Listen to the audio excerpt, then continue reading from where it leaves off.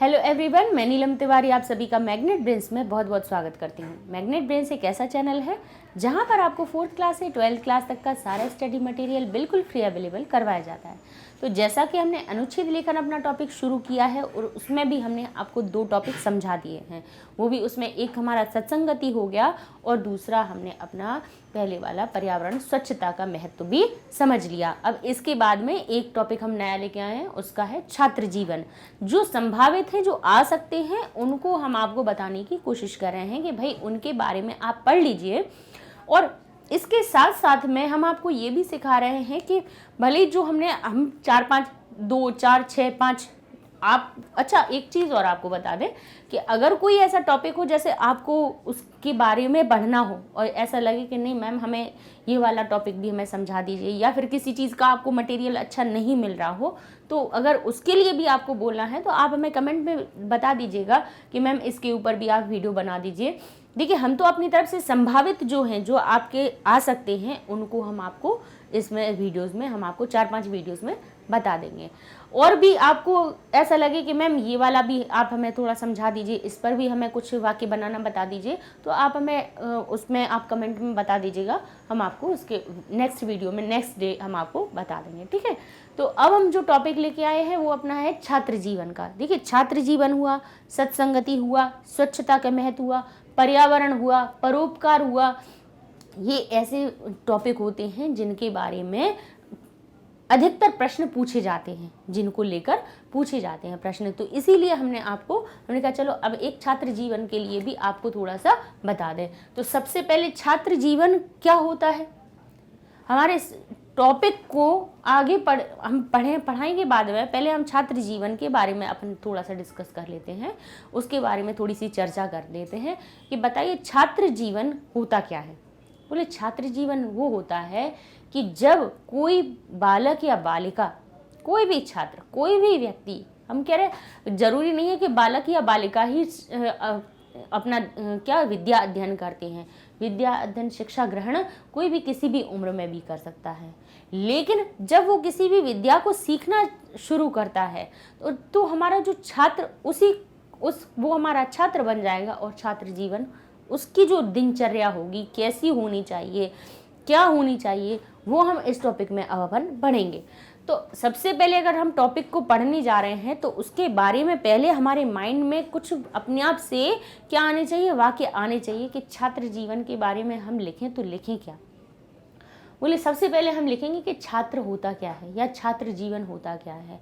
तो हम ये बताएंगे कि छात्र जीवन वह समय होता है जब हम विद्या अध्ययन करते हैं, है ना। हम किसी विद्यालय में जाकर या कहीं गुरुकुल में जाकर या कहीं पर भी जाकर या फिर स्व अध्याय करके, या हम स्वयं भी घर पर रहकर भी, बोले अभी आप क्या कहीं जा रहे हो तभी विद्या अध्ययन कर रहे हैं, नहीं, बोले यूट्यूब पे देख रहे हैं, फ़ोन में भी तो कर रहे हो, स्वयं से भी तो विद्या का अध्ययन कर रहे हैं। तो जब हम किसी समय में विद्या का अध्ययन करते हैं, किसी भी विद्या को सीखते हैं, तो वही हमारा छात्र जीवन कहलाता है। छात्र जीवन के लिए हमें क्या आवश्यक होना चाहिए। बोले छात्र जीवन में दूसरी चीज़ों को हम पीछे कर देते हैं। हम क्या लिखेंगे कि छात्र जीवन में हमारे लिए बाकी सारी चीज़ें कैसी हो जाती हैं। बोले वो सब अप्रमुख हो जाती है। प्रमुख हमारी सबसे प्रमुख जो काम होता है, उस समय पर हमारा सिर्फ विद्या अध्ययन होता है ना। उस समय में यानी छात्र जीवन के समय में, यानी विद्या अध्ययन के समय हमारे लिए सबसे महत्वपूर्ण क्या हो जाता है, किसी भी चीज़ को सीखना। फिर हम दिन रात उसके लिए मेहनत करते हैं, बाकी सारी चीज़ों को छोड़ देते हैं, बाकी सारी चीज़ों को पीछे रख के, परे रख कर हम क्या करते हैं, विद्या अध्ययन करते हैं। यही हमारा छात्र जीवन होता है, ठीक है। इस समय में हमें देखिए सबसे पहले क्या होता है, विद्यार्थी पंच लक्षणम आपने पढ़े होंगे कि विद्यार्थियों के 5 लक्षण होना चाहिए। क्या कहते हैं, बोले काग चेष्टा बको ध्यानम स्वान निद्रा तथई विचय अल्पहारी गृह त्यागी विद्यार्थी पंच लक्षणम।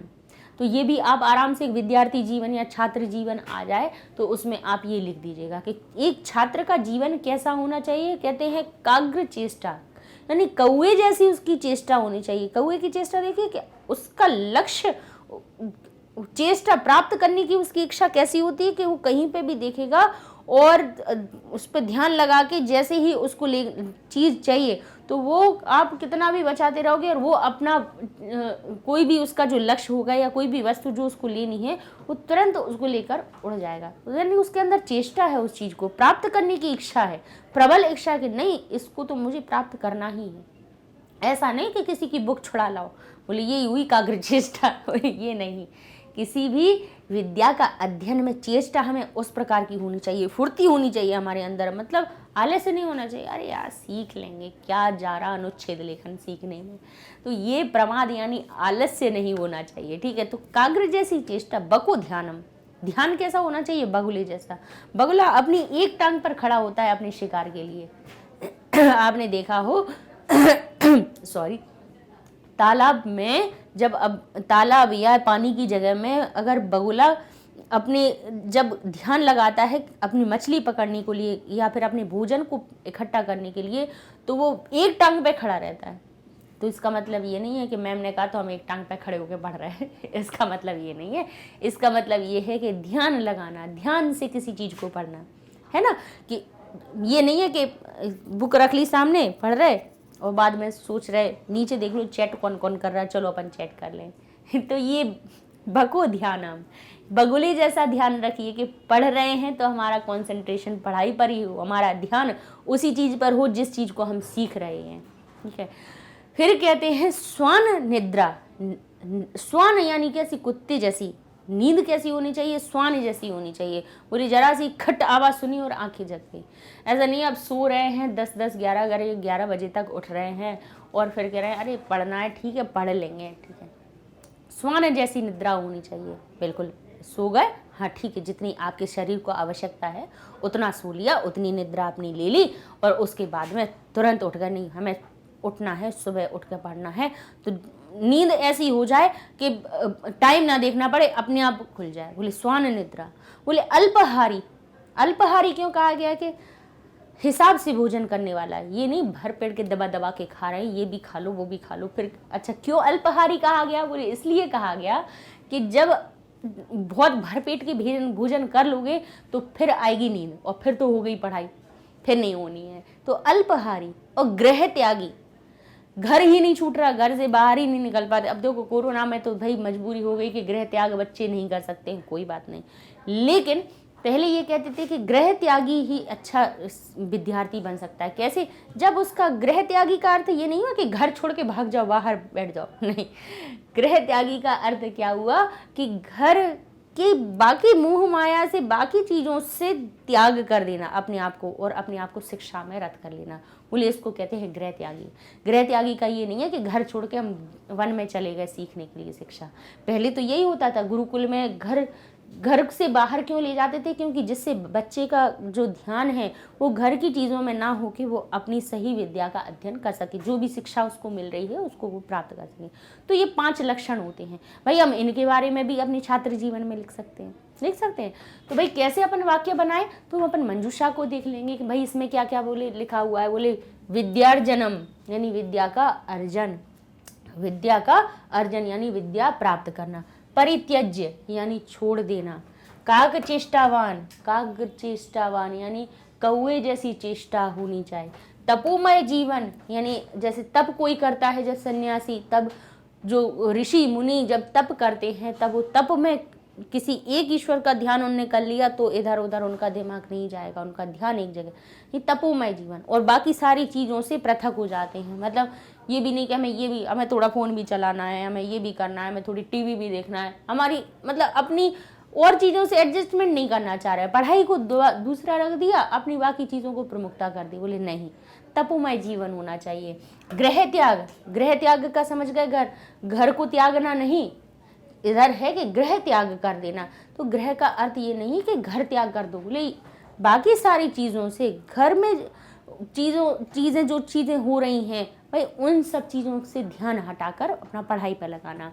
विद्यार्थी नहीं तो कोई ये भी आ गए, मेहमान भी आ गए, ये भी आ गए, वो आ गए, अब सबसे ये इनसे भी बातें हो रही, उनसे भी हो रही, ये भी चल रहा है। मतलब सारी चीज़ों से पे जब चार तरफ ध्यान ले जाओगे तो फिर पढ़ाई पे उतना कर पाओगे, नहीं कर पाएंगे। बोले शक्नोती यानी कर सकना चाहिए, कर सकते हैं। अब विद्या अध्ययनम यानी विद्या का अध्ययन। अब ये कुछ इसमें शब्द दे दिए हैं, उनका हमें प्रयोग करना है और हम उसमें एक अनुच्छेद लिख सकते हैं। कैसे बोले लिखें कि यह यानी जो विद्यार्जनम विद्या का अर्जन कर तुम करता है, करने की बोले इच्छति इच्छा रखता है, विद्यार्जनम च संलग्नम भवति। देखिए अब यहाँ पे कॉमा जरूर लगाएंगे, इनमें कॉमा इसमें छूट गया लेकिन हम लगा देते हैं आपको कि यह विद्यार्जनम कर्तुम इच्छति जो विद्या का अर्जन करने की इच्छा रखता है, विद्यार्जनम च संलग्नम भवति विद्यार्जन क्यों ले लिया यहाँ पे, देखिए विद्या का अर्जन यानी विद्या प्राप्त करना, बोले विद्यार्जन और विद्या अर्जन में संलग्न होता है, सह विद्यार्थी उच्यते उसी को विद्यार्थी कहते हैं। भाई छात्र और विद्यार्थी के बारे में बता रहे हैं ना, छात्र जीवन के बारे में बता रहे हैं, विद्यार्थी जीवन के बारे में बता रहे हैं, तो पहले हमें ये भी तो बताना चाहिए कि भाई विद्यार्थी होता कौन है। तो बोले विद्यार्थी वो होता है जो बोले विद्या अर्जन में संलग्न होता है, विद्या को प्राप्त करने में संलग्न रहता है, वो विद्यार्थी कहलाता है, उसको हम विद्यार्थी कहते हैं। सह विद्यार्थी उच्यते। अब कहते हैं विद्या अध्ययनाय विद्या अध्ययन के लिए छात्र विद्यालयम गच्छति। ठीक है, विद्या अध्ययन के लिए छात्र कहाँ जाते हैं, विद्यालय जाते हैं। सह यानी वे, सर्वविधम सर्व यानी सब, विधि यानी प्रकार, सर्वविधम सुखम परित्यज्य, देखिए परित्यज्य यानी त्यागना हो गया, वे सब प्रकार के, सर्वविधम सुखम सर्व प्रकार के सुखों को, परित्यज्य यानी त्याग कर, अहर्निशम अहर्निशम यानी दिन रात, अहर और निशम दोनों चीजों से मिलकर बना, बोले दिन और रात, विद्या अध्ययनम करोति विद्या का अध्ययन करते हैं। वे सर्वविधम यानी सभी प्रकार के बोले सुखों को छोड़कर, त्याग कर दिन रात विद्या का अध्ययन करते हैं। और ये ध्यान कर लीजिए, आप कहोगे कि यार दिन रात कौन पढ़ाई करता है, लेकिन बच्चों ध्यान रखिए कि जो सब चीज़ों को छोड़कर आगे लक्ष्य की ओर अपने हमेशा ध्यान, एक उनका जब लक्ष्य रहता है और उसकी जब वो लक्ष्य प्राप्त करने की उनकी जब चेष्टा बन जाती है ना, जैसे कौए की चेष्टा होती है, काग्र चेष्टा जब बन जाती है, तो उसके लिए दिन और रात मायने नहीं रखता, फिर वो उसको लगता है ये लक्ष्य हमें प्राप्त करना है। तो देखिए जो IAS IPS जो ऑफिसर्स बनते हैं, कैसे बनते हैं, इतने ऊंचे ऊंचे सर्जन बनते हैं, डॉक्टर बनते हैं, ऐसे ही बन जाते हैं क्या, नहीं, उनके अंदर लक्ष्य प्राप्त करने की काग्र चेष्टा आ गई है, बकों का ध्यान आ गया है, स्वान निद्रा आ गई है, तो क्या होता है फिर वो सारे सुखों को त्याग देते हैं। सह सर्वविधम सुखम परित्यज्य सारे सुखों को छोड़कर, अहर्निशम दिन रात, बोले विद्या अध्ययनम करोति विद्या का अध्ययन करते हैं। विद्यार्थी क्या कहते हैं, अल्पहारी, अल्पहार कम आहार करने वाले, गृह त्यागी होते हैं, घर को त्यागने वाले होते हैं। काग चेष्टावान काग्र की चेष्टा जैसे होते हैं, बोले बक ध्यान युक्त और बगुले के ध्यान के जैसे युक्त होते हैं। उनके अंदर कैसा ध्यान होता है, बोले बक जो होता है इसको क्या कहते हैं, बगुला, बक ध्यान युक्त यानी बगुले के ध्यान जैसे युक्त होते हैं। अल्प निद्रालुश्च यानी और अल्प निद्रा लेने वाले होते हैं। अल्प निद्रालुश्च यानी थोड़ी नींद लेने वाले होते हैं। भवेत यानी होते हैं। ठीक है, कैसे होना चाहिए, बोले विद्यार्थी कैसे होते हैं, बोले अल्पहार, गृह त्यागी, काग चेष्टावान, बक ध्यान युक्त, अल्प निद्रालुश्च भवेत होते हैं। और कहते हैं यथो उक्तम यानी इसलिए, यथा यानी इसीलिए, उक्तम कहा गया है, के नापी कवि ना किसी कवि ने क्या कहा है, बोले काक चेष्टा बक ध्यानम शुनो निद्रा तथैव च अल्पहारः गृह त्यागः विद्यार्थी। ये गलत लिखा हुआ है, यहाँ लिख देते हैं हम,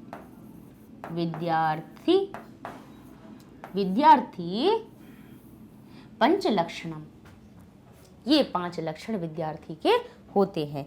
प्रमाद विहाय यानी प्रमादम यानी आलस्य को विहाय त्याग देते हैं, त्याग कर क्या होते हैं, अध्ययनेन अध्ययन के लिए, परिश्रमेन लिखा हुआ है, वो गलत लिखा हुआ है, यानी परिश्रम से विद्यार्थम विद्या का अर्जन करते, विद्यार्थी भवितुम शक्नोति उन्हीं को हम क्या कहते हैं, विद्यार्थी कह सकते हैं। जो क्या करते हैं, बोले आलस्य को छोड़कर अध्ययन में भी, अध्ययन से, परिश्रम से विद्यार्थम यानी विद्या का अर्जन करते हैं, या विद्यार्जनम लिख सकते हैं। यहाँ पर ये कुछ इसमें मिसप्रिंट लगा हुआ है, इसको यहाँ लिख लीजिएगा। प्रमादम विहाय अध्ययनेन परिश्रमेन विद्यार्जनम विद्यार्थी भवितुम शक्नोति, हो सकते हैं। तेन उनका, बोले कैसा होना चाहिए, तपोमय जीवनम, उनको क्या करना चाहिए, तपोमय जीवनम अनुकरणीयम इति, अनुकरण करना चाहिए। विद्यार्थियों को कैसा करना चाहिए, बोले हमेशा तपोमय जीवन बनाना चाहिए। ठीक है, तो इस प्रकार से देख लीजिए, हम विद्यार्थी जीवन पर आराम से उसमें हम एक अनुच्छेद अपना लिख सकते हैं कि विद्यार्थी का जीवन कैसा होना चाहिए। ठीक है, तो ये हमने आपको इसमें बता दिया कि भाई एक छोटा सा टॉपिक है, उसको क्लियर कर दिया। अब नेक्स्ट टॉपिक में हम एक नया टॉपिक लेके आएंगे और उस पर भी आपको अनुच्छेद लेखन करना सिखाएंगे। तो तब तक के लिए धन्यवाद।